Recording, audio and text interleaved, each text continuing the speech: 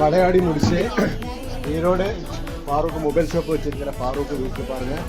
எவ்வளோ ஆசை. நாங்கள் ஒரு 50 பேர் வந்திருக்கு. 50 பேர்த்துக்குமே சாப்பாடு ஃபுல்லாக நல்லா சிக்கன் கிரேவி, பொராட்டா, நூடுல்ஸு எல்லாமே கொடுத்து எல்லாருமே.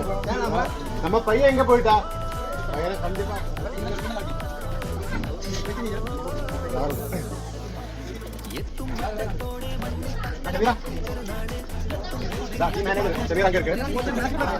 ஈரோடு முதலாளி ஃபாரூக் இன்னைக்கு செகண்ட் ஈது.